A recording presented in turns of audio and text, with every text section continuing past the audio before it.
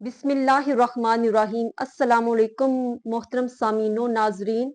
आज हम सईदा तैयबा ताहरा हजरत फातिमातुल ज़हरा रज़ियल्लाहु ताला अन्हा की तर्ज जिंदगी के बारे में थोड़ी सी बात करेंगे।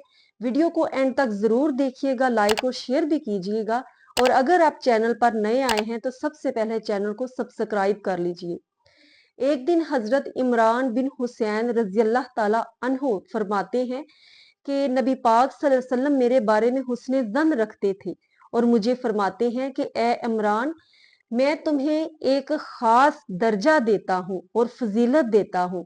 क्या तुम मेरे साथ मेरी बेटी फातिमा के घर अयादत के लिए चलोगे? तो हजरत इमरान फरमाते हैं कि मैंने अर्ज की, फिदा का आबी व उम्मी या रसूल अल्लाह, मैं जरूर आपके साथ चलूंगा। तो हम रवाना हो गए और जब हजरत फातिमा रजी अल्लाह ताला अन्हा के दरवाजे पर पहुंचे तो आप सरकार ने दरवाजा खटखटाया और सलाम किया और उसके बाद इजाजत तलब की अंदर दाखिल होने की।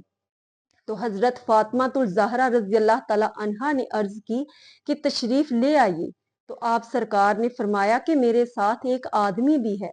तो सईदा फातिमातुल ज़हरा ने अर्ज की कि हजूर, मैं एक ही चादर ओढ़े हुए हूँ।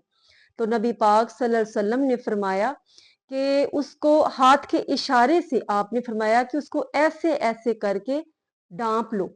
तो उन्होंने अर्ज की कि इससे मेरा जिस्म तो कवर हो जाता है लेकिन मेरा सर नंगा रहता है।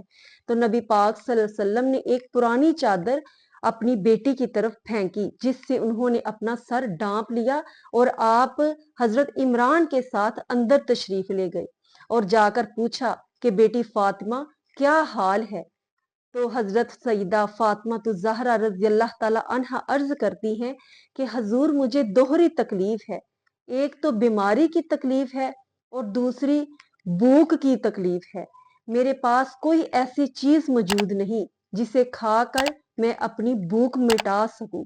ये सुनकर नबी पाक सल्लल्लाहु अलैहि वसल्लम की आंखें अश्कबार हो जाती हैं और आप फरमाते हैं कि ए बेटी, मेरा रब के नजदीक तुमसे ज्यादा मर्तबा है, लेकिन मैंने 3 दिन से कुछ नहीं खाया और अगर मैं अल्लाह से मांगू तो वो मुझे जरूर अता करे, लेकिन मैंने दुनिया पर आखिरत को तरजीह दी है।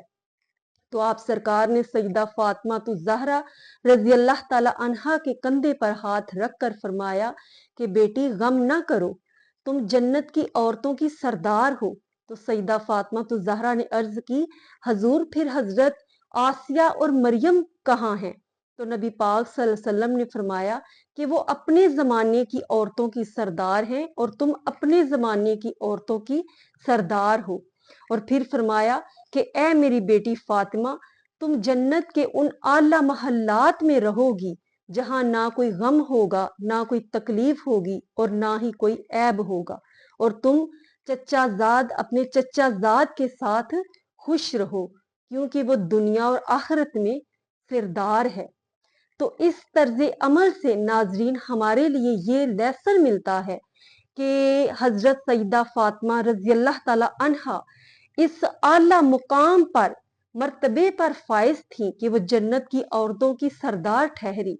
अल्लाह के हबीब खातमन नबीयीन अहमद मुश्तबा जनाब मोहम्मद मुस्तफ़ा सल्लल्लाहु अलैहि वसल्लम के लख्ते जिगर होकर उन्होंने किस अंदाज से फक्र फाका में जिंदगी बसर की और दुनिया पर आखिरत को तरजीह दी। और दूसरा तर्ज अमल नबी पाक सल्लल्लाहु अलैहि वसल्लम का हमें ये सिखाता है कि जब किसी के घर जाएं तो हमारा अंदाज कैसा होना चाहिए और आदाब क्या होने चाहिए। यहाँ नबी पाक सल्लल्लाहु अलैहि वसल्लम अपनी बेटी के घर तशरीफ ले जा रहे हैं, ना कि किसी नामहरम के घर, और जाकर पहले दरवाजा खटखटाते हैं, फिर सलाम अर्ज करते हैं और फिर अंदर दाखिल होने की इजाजत लेते हैं। तो ये हमारे लिए बहुत खूबसूरत लेसन है। नबी पाक सल्लल्लाहु अलैहि वसल्लम के हर अमल से हमारे लिए लेसन मौजूद है कि जब हम किसी के घर जाएं, मर्द हजरात तो पहले दरवाजा खटखटाएं दाएं तरफ खड़े होकर और फिर सलाम अर्ज करें और फिर इजाजत तलब करें, ना कि डायरेक्ट किसी के घर में दाखिल हो जाना और सामने खड़े होकर दरवाजा खटखटाना इंतहाई मायूब बात है। इससे ये होता है कि कोई औरत अगर घर से निकले تو سامنے اس کے چہرے پر ڈائریکٹ نظر پڑتی ہے۔ اللہ تبارک و تعالیٰ سے دعا ہے کہ نبی پاک صلی اللہ علیہ وسلم کے ہر عمل پر عمل کرنا ہمارے لیے اللہ آسان فرما دے۔ اپنا خیال رکھیے گا، دعاؤں میں یاد رکھیے گا۔ السلام علیکم ورحمۃ اللہ وبرکاتہ۔